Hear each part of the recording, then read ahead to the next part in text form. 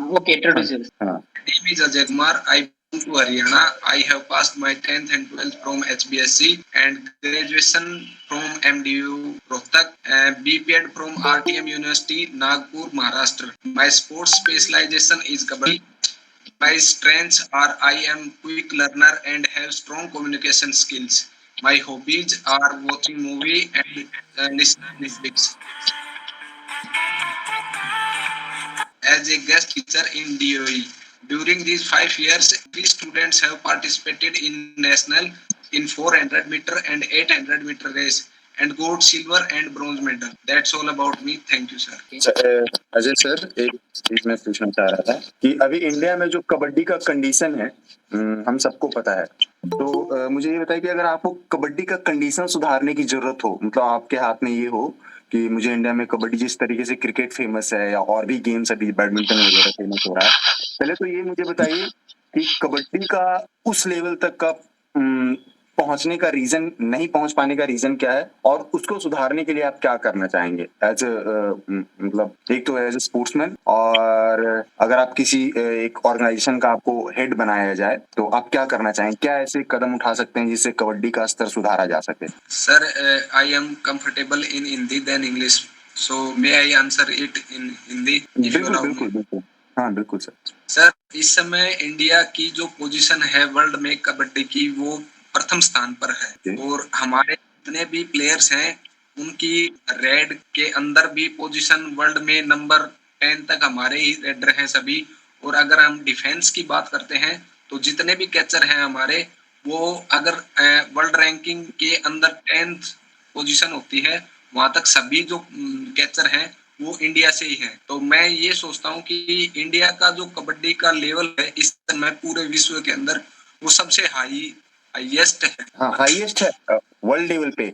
मैं चाह रहा हूँ कि हमारे देश में लोग, जैसे एक कबड्डी एज ए स्पोर्ट्स ना लोगों के मन में होना चाहिए ना, बहुत ज्यादा मतलब उसके प्रति लगाव होना चाहिए। कबड्डी को लेकर के हम लोग उसी फील्ड से जुड़े हुए हैं, तो हमें लगता नहीं कि कबड्डी को ना वो ड्यू रिस्पेक्ट जो मिलना चाहिए कबड्डी को एज ए इंडिजीनियस गेम, क्योंकि कबड्डी हमारे देश से जुड़ा हुआ गेम है, तो जितना ड्यू रिस्पेक्ट मिलना चाहिए उतना नहीं मिल पाता है। सर, मैंने जहां तक अनुभव किया है, कबड्डी का जो प्रचार है वो प्रो कबड्डी आने के बाद से बहुत फैला है और अभी भी तो है ना, बड़े लेवल के ऊपर प्रमोट करने की आवश्यकता है। जितना बड़ा लेवल हम इसको प्रमोट करेंगे उतने लोग इस खेल के बारे में जागरूक होंगे और इसका जो प्रसारण है वो हम अगर राष्ट्रीय चैनल के ऊपर करते हैं जहां पूरा देश देखता हो, तो इसका ज्यादा प्रचार और प्रसार हो सकता है और लोग इस खेल के बारे में जानकारी ज्यादा अवगत पा सकते हैं इसके बारे में। ये अच्छा है, ये अच्छा था। और इसमें जैसे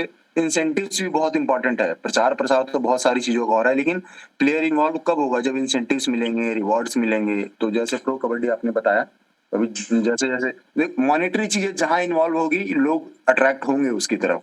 आज से 20-30 साल पहले दुबई को कोई जानता नहीं था। वो दुबई 1990 तक वो बंजर था, रेत था। जैसे ही वहां पे तेल निकला, जैसे ही ऑयल निकला, अभी देखो दुनिया का सबसे कितनी चीजें, मनी जहाँ इन्वॉल्व हो गया ना, बहुत सारे लोग अट्रैक्ट हो जाते हैं। Yes sir. और मुझे ये एक सवाल पूछना था आपसे, आपको पता है पॉक्सो क्या है? What is POCSO? Sir, POCSO एक धारा है जिसके अंदर कोई लड़कियों से संबंधित यौन शोषण के जो आरोप होते हैं, उस अगर किसी व्यक्ति के ऊपर कोई संगीन आरोप लग जाता है, कोई लेडीज बोलती है या कोई लड़की बताती है कि इसने मेरा यौन शोषण किया है, तो उस लड़की के कहने के ऊपर और पुलिस के द्वारा उस व्यक्ति के ऊपर ये धारा लगाई जाती है पॉक्सो। मैं एक बार फिर से कहना चाह रहा हूँ कि आपको पता है पॉक्सो का जो एब्रीविएशन है POCSO, उसका फुल फॉर्म क्या है? सर, मैं इसके बारे में जानकारी नहीं। अच्छा, ठीक है। कोई आपके आप स्कूल में ज्वाइन किए हो, आप बच्चों को एक कोई बच्चा है जो बहुत उदंड है, इनडिसिप्लिन्ड है, और उसकी उदंडता कंटिन्यूअस है, हमेशा मतलब इनडिसिप्लिनरी बिहेवियर है उसका, आप उसको कैसे टैकल करोगे, कैसे डील करोगे? सर, मैं सबसे पहले उस बच्चे को अपने बातचीत उसकी प्रॉब्लम क्या है, और मुझे यूं लगा कि अगर उसकी कोई प्रॉब्लम घर से है या यार दोस्तों से है तो मैं उसको दूर करने की कोशिश करूंगा। अगर फिर भी वो नहीं समझ पाता है, मैं उसको समझाने में असमर्थ होता हूँ, तो मैं उसको वार्निंग दूंगा कि अगर आप उदंडता इसी तरह जारी रखोगे तो मैं आपको स्पोर्ट्स जो पीरियड होता है जिसमें बच्चे हमारे ग्राउंड में आकर के खेलते हैं उसमें लेकर आना आपको बंद करूंगा और बाकी बच्चे सभी खेलेंगे और आप बैठ करके उनको ऑब्जर्व करें। good. ओके, अभी मेरा क्वेश्चन ये है हाँ कि जैसे केवीएस में कल्चरल प्रोग्राम्स भी होते हैं, ठीक है, उसमें भी बच्चे एक सिटी से दूसरे सिटी जाते हैं, स्पोर्ट्स में भी जाते हैं, है ना, क्लस्टर खेलने। एक आपकी टीम का मेन प्लेयर है, बहुत अच्छा प्लेयर है, पर उसका सिलेक्शन कल्चरल प्रोग्राम में भी हो गया है, तो इस स्थिति में आप क्या करेंगे? उसको इधर भी जाना है और उधर भी जाना इम्पोर्टेंट है। सर सबसे पहले मैं और जो हमारे कल्चरल जो एक्टिविटी के सर हैं वो आपस में बात करेंगे कि अगर इस बच्चे के बिना आपका कल्चरल प्रोग्राम अच्छा हो जाता है तो मैं उनसे विनती करूंगा कि क्या वो मेरे साथ इस बच्चे को भेज सकते हैं, क्योंकि ये हमारी टीम का सबसे महत्वपूर्ण खिलाड़ी है। अगर ये हमारी टीम में शामिल नहीं हो पाता है तो हम मैच को बिल्कुल भी नहीं जीत सकते हैं। और अगर वो मना कर देते हैं कि ये बच्चा हम अपने पास रखना चाहते हैं क्योंकि ये कल्चरल एक्टिविटीज के अंदर भी बहुत अच्छा बच्चा है, अगर ये हमारे साथ नहीं जा पाता है तो हम कल्चरल एक्टिविटी के अंदर हार जाएंगे। तो उस स्थिति के अंदर मैं अपने जो बाकी प्लेयर्स हैं उनके अंदर आत्मविश्वास जगाने की कोशिश करूंगा कि अगर मान लो सपोज अगर हमारा अच्छा प्लेयर नहीं खेल पाता है तो उसकी जगह हम सभी मिलकर के पूरा टीम है वो प्रयास करेगा कि हम हर मैच को जीतें।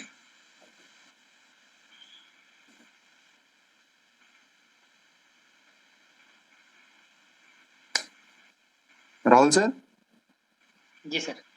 कोई और सवाल है आपका? ये भी अपने आप में एक सवाल था कि साइलेंस को सर कैसे हैंडल करते हैं। हाँ एग्जैक्टली मैं समझ रहा था। सर जब भी ऐसी सिचुएशन आए, आप सभी जब भी ऐसी कोई सिचुएशन आए कि सामने वाला क्वेश्चन ही नहीं पूछ रहा है, तो तुरंत आपको बोलना है कि सर मैं इसमें कुछ और ऐड करूं क्या, या आप मेरे सवाल से संतुष्ट हैं या मेरे जवाब से संतुष्ट हैं ना। आप सभी के लिए भी ये है, ठीक है, अपने हाँ, आप में भी एक सवाल है कि आप साइलेंस को कैसे हैंडल करते हैं, ठीक है। तुरंत अभी जवाब अगले देना है। आदमी आप जो आंसर दे रहे थे उसी को ऐड कर दिए कि सर मुझे क्या मैं इसमें कुछ और ऐड कर सकता हूँ या आप मेरे जवाब से संतुष्ट हैं। अच्छा, एक और बेसिक सा सवाल है, न्यूट्रिशन पता है आपको? What is nutrition? न्यूट्रिशन जानते होंगे, पढ़े भी होंगे। मुझे ये बताइए नॉन न्यूट्रिटिव कंपोनेंट्स क्या होते हैं? सॉरी सर मुझे नहीं पता इसके बारे में। ठीक है, क्योंकि मैं ये सवाल इसीलिए पूछा। ठीक है, राहुल सर कोई और सवाल पूछना है, हम फीडबैक पे आ सकते हैं। जी सर, एक सवाल और। हाँ बिल्कुल। जैसे कि केवीएस में कई स्कूल्स में है ना लंच ड्यूटी होती है, अगर आपने सुना हो इसके बारे में। क्या Yes, आपने sir. सुना है लंच ड्यूटी के बारे में? सुना है? Yes sir. क्या होता है लंच? सर लंच ड्यूटी के अंदर जब भी बच्चों को लंच के लिए छुट्टी होती है तो उसमें सभी बच्चे आपस में बैठ करके खाना खाते हैं और जो जो उनके क्लास टीचर होते हैं वो सभी मोस्टली जो जिस क्लास का वो अध्यापक क्लास टीचर होता है वो अपने बच्चों के साथ बैठ करके लंच करता है और वो ये चीज नोट करता है कि कौन बच्चा घर से लंच लेकर आता है और उसको पूरा फिनिश करता है या नहीं करता है, और अगर वो फिनिश नहीं करता है तो उसके पीछे का रीजन पता करने की कोशिश करेंगे कि वो बच्चा बाहर जा करके, जैसे अब ये स्कूलों के अंदर वो होते हैं ना सर कैंटीन, कैंटीन के अंदर कोई बर्गर वगैरह या इस तरह के कोई फास्ट फूड तो नहीं खाता ताकि उसका स्वास्थ्य है वो खराब ना हो जाए। Lunch duty physical education teacher होता है उसका यही काम होता है कि वो डिसिप्लिन को मेंटेन करके रखे कि कोई बच्चा इधर उधर भाग करके अपना लंच बॉक्स नीचे ना गिरा ले ताकि उसका खाना फ्रेश के ऊपर इधर उधर डल जाए। ठीक है सर, फीडबैक पे आ सकते हैं। हाँ जी। थोड़ा लंच ड्यूटी वाले पे वर्क करना है, थोड़ा सा वीक है। ठीक। मैं ये कह रहा था आपका कबड्डी वाला आंसर मैं सही में संतुष्ट था कबड्डी वाले आंसर से। अच्छा, कबड्डी वाला एक मेरा थोड़ा सा और क्वेरी था, फीडबैक इसके बाद करते हैं कि कबड्डी का जो प्रो कबड्डी लीग होता है यस सर।